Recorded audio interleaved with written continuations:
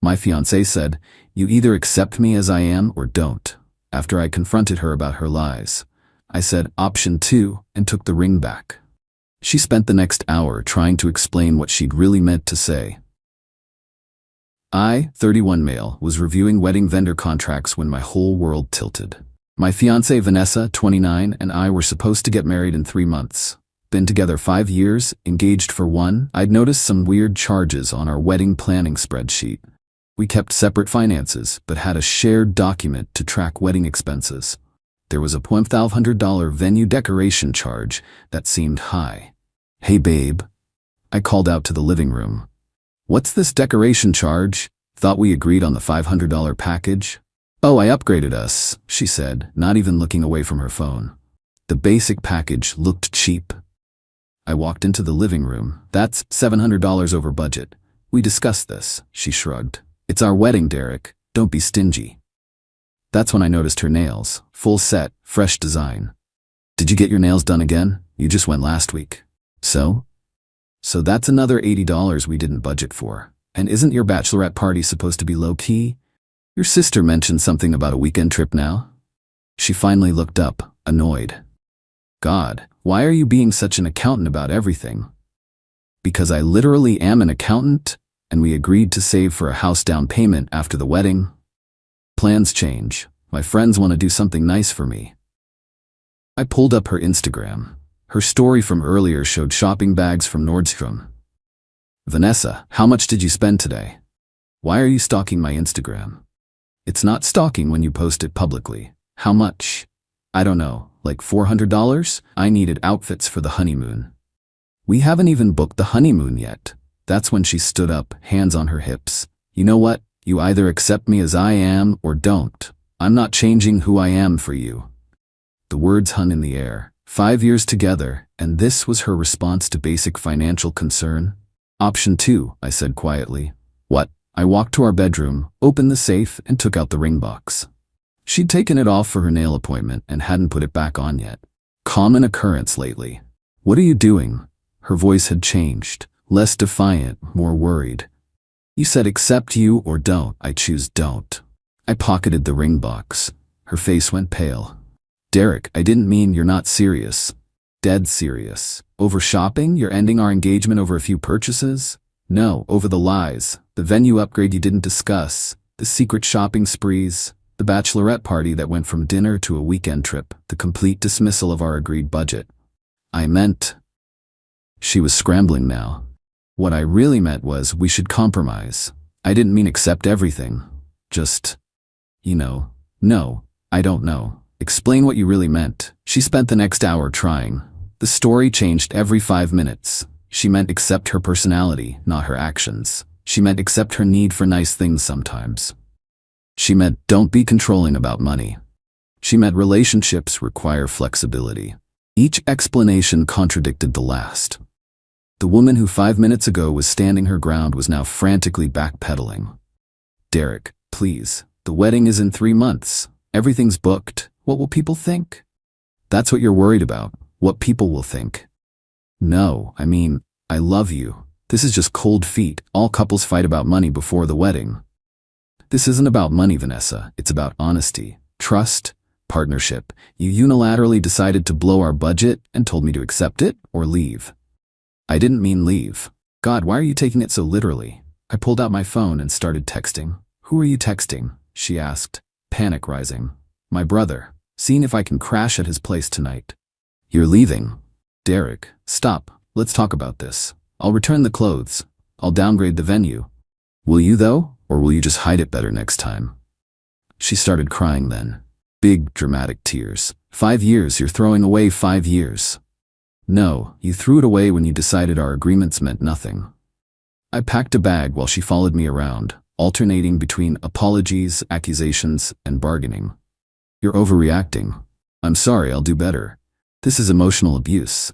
Please don't leave me. You'll regret this. I'll go to therapy." As I headed for the door, she played her final card. "Fine, leave, but you're still paying for half the wedding. All those deposits are non-refundable." I turned around. "Actually, I put all the deposits on my credit card since you were too busy to handle it. The contracts are in my name. I'll be canceling everything tomorrow. The look of shock on her face was, honestly, satisfying. You can't. My parents already invited everyone. Then they can uninvite them. I left with her screaming about lawsuits and emotional damage. My phone blew up before I even reached my car. Her mom, her sister, her best friend, all blocked for now. The engagement ring in my pocket felt heavier than it should. 2 carats, $8,000, bought when I still believed we were a team. Now it's just an expensive lesson in paying attention to red flags. My brother Alex didn't even ask questions when I showed up. Just handed me a beer and said, "Guest room's ready." Tomorrow I start canceling wedding plans. Tonight, I'm just processing the fact that my fiancée really thought she could ultimatum her way through life. The real revenge isn't dramatic, it's just leaving. Taking her at her word. She said accept or don't. I didn't. Update 1. 1 week later. The entitlement escalation has been off the charts. I genuinely thought Vanessa would take a few days to cool off, and then we'd have an adult conversation about splitting wedding deposits. Nope. She went full nuclear. Day 1. After I took a personal day and started canceling everything, the venue, the caterer, the photographer, the DJ, most were understanding when I explained the wedding was off. Some deposits were non-refundable, but I recovered about 70% of the money. The photographer was the real MVP. When I explained the situation, he said, "Dude, I shot a wedding last year where the bride was texting another guy during the reception. Get out now." He refunded everything except his initial booking fee. By noon, Vanessa had figured out what I was doing. How? The venue called her to confirm the cancellation since she was listed as the bride. She lost it. 47 missed calls, 112 texts. Here's a sampler. "Stop canceling everything. You're ruining my life. My mom already bought her dress. This is financial abuse. I'll sue you for intentional infliction of emotional distress." That last one made me laugh. Sue me for canceling my own contracts? Day 2. Her mom, Deb, showed up at my workplace. Security had to escort her out. She'd marched into our office demanding to speak to me about destroying her daughter's future. When reception called me, I told them I wasn't available. Deb started yelling about how I was probably cheating and looking for an excuse to abandon Vanessa. My boss, Steven, happened to be in the lobby. He told Deb she needed to leave or he'd call the police. She left, but not before telling everyone in earshot that I was a pathetic excuse for a man who couldn't handle a strong woman. Strong woman equals lying about money, apparently. Day 3. Vanessa started posting. Oh boy, did she post. Instagram, Facebook, TikTok, the works. Her version of events I'm financially controlling. I freaked out over her buying a few nice things for our wedding. I abandoned her 3 months before the wedding. I'm keeping the ring, which legally belongs to her. That last part was interesting. Legally, an engagement ring is a conditional gift in our state.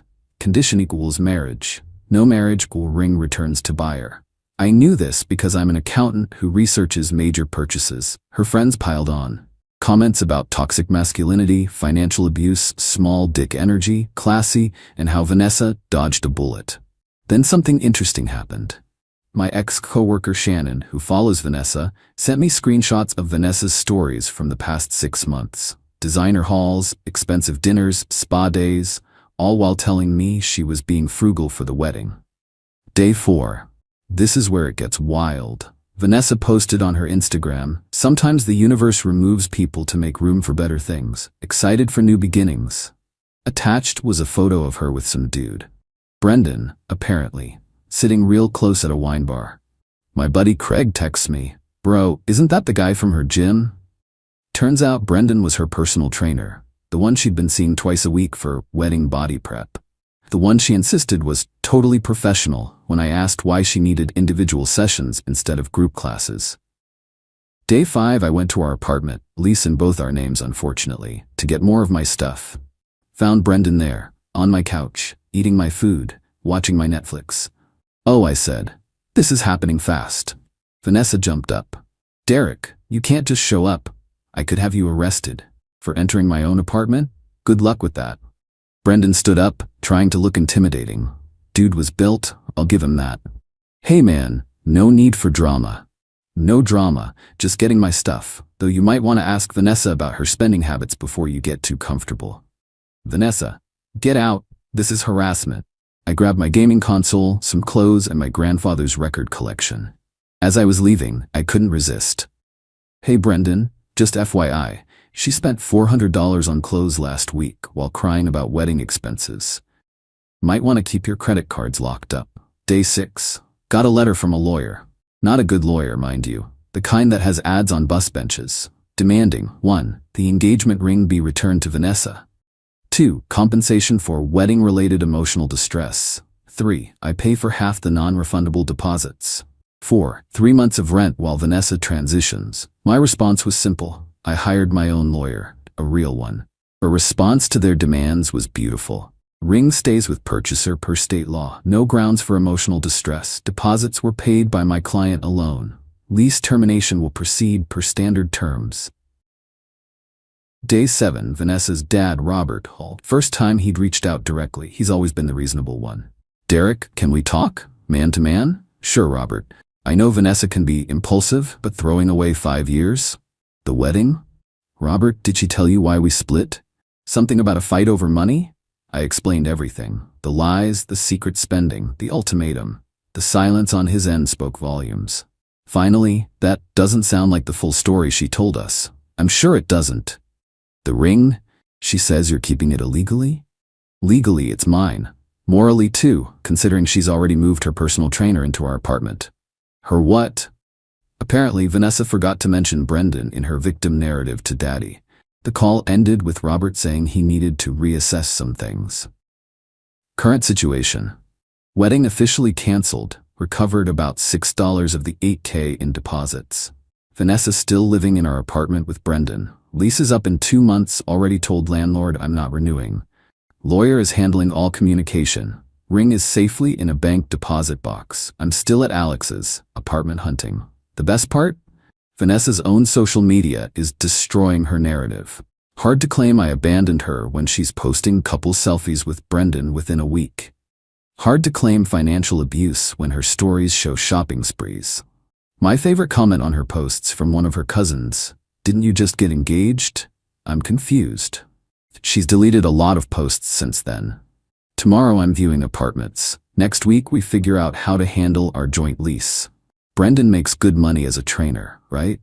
He can cover her half. The entitlement to think she could spend whatever, lie about it, ultimatum me when caught, then immediately move in another dude while demanding I still pay for everything?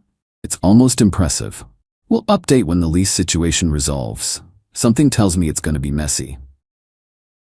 Final update, 2 months later. The lease situation was indeed messy, but the karma was absolutely chef's kiss. So a month after my last update, it was time to deal with the apartment.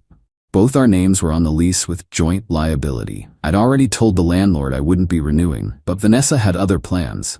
She tried to remove me from the lease and add Brendan. Problem. I needed to agree to that, which I obviously didn't. Her next move? Claiming I'd abandoned the apartment and she should have sole rights to renewal. The landlord, Gary, called me. Derek, she's saying you moved out and left her with all the bills? Gary, I have texts where she told me to leave. Also, has she mentioned her new boyfriend living there? The trainer guy? Yeah, I've seen him around. That's a lease violation, right? Unauthorized occupant? Gary got real quiet. Then, I'll need to review the situation. Gary scheduled a routine inspection. Vanessa couldn't refuse. It's in the lease terms. What he found, Brendan had basically moved in. Clothes, toiletries, gaming setup in living room. They'd repainted the bedroom without permission. Lease violation. Damage to the bathroom door. Looked like someone punched it. Unauthorized pet. Brendan's dog, apparently. Vanessa got a formal warning. Fix the violations or face eviction.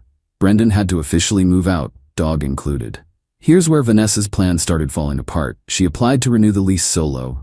Gary ran her credit and income verification. Turns out, Vanessa's part-time social media consulting business wasn't as lucrative as she pretended. She made maybe $2K a month. Rent was $1,800. Gary required income of 3x rent to qualify solo. She needed a cosigner. Guess who she asked? Yep, me. The text. Derek, I know things ended badly, but we both love this apartment. Can you please co-sign the renewal? I'll pay everything, just need your signature. My response, no. Her response, you're really gonna make me homeless out of spite? Me, I'm not making you anything, you chose this. Vanessa's solution? Get Brendan to co-sign. Problem. Brendan's credit was trash, like 520 credit score trash. Turns out Mr. Muscles had a history of unpaid debts and a car repo. Even better? When Vanessa found out, she lost it on social media. Posted a story ranting about men who pretend to have their life together. It was deleted within hours, but not before multiple people screenshot it. Brendan responded by moving out. Just packed his stuff and left while she was at work. Blocked her on everything. With nowhere else to turn, Vanessa went to her parents. Remember Robert, her dad, who called me asking for the real story? Well, he'd done some digging. Found out Vanessa had been lying about wedding expenses to get more money from them. She'd taken out a credit card in her mom's name for emergencies and maxed it out. The $3 they gave her for wedding dress shopping, spent on regular clothes and bags. So when she asked them to co-sign, they said no. Actually, they did more than that. They demanded she move back home to get her life together. I came to get my last items 2 days before lease end. Vanessa was there with boxes everywhere, on the phone with someone crying. No, I can't afford first and last month plus deposit. I don't have $500. Can't you waive something? She saw me and hung up. Happy now? I have to move back with my parents at 29 because of you. Because of me, or because you burned through every safety net with lies and overspending? I had everything planned. The apartment, the wedding, my life. You ruined it all. Vanessa, I paid 70% of our bills while you spent on yourself. I gave you a ring worth $8K. I was marrying you despite the financial red flags. All I asked was honesty about money. It was just shopping. It was never about the shopping. It was about the lies, the ultimatum, the complete disrespect.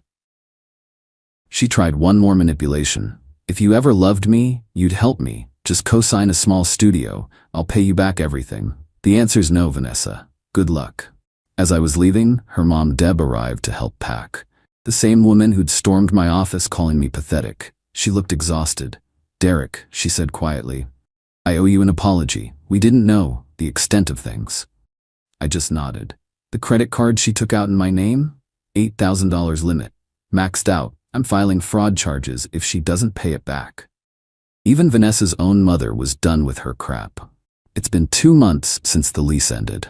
Here's the current situation. Vanessa, living with her parents, working retail because her social media consulting couldn't pay bills. Posts inspirational quotes about rising from ashes and new chapters. Still owes her mom $8K.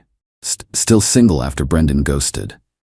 Brendan, according to mutual gym friends, he's telling everyone Vanessa was crazy and he dodged a bullet. Started dating another client, that poor girl. The ring, sold it for $6K. Took a loss but worth it. Used the money for a deposit on my new apartment. Me, got a nice 1-bedroom downtown. Closer to work, modern amenities, and $400 cheaper than the old place. Been dating casually, nothing serious yet. Amazing what having money does when you're not subsidizing someone else's lifestyle. Last week, got one final text from a number I didn't recognize.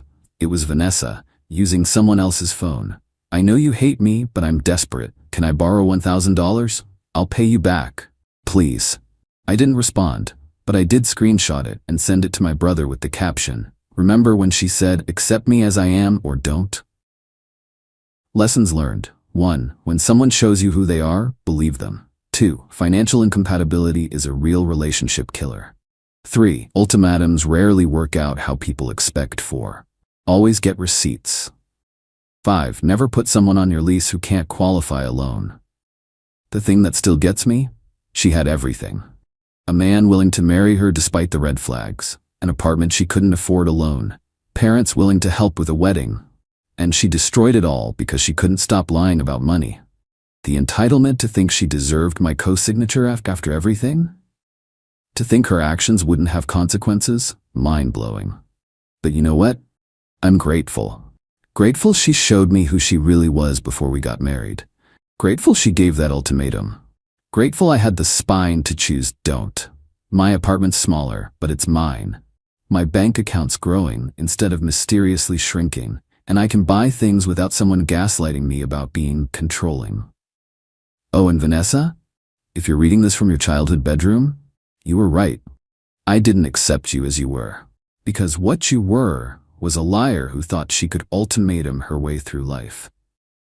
Enjoy retail. I hear they have great employee discounts. Maybe you can finally budget properly.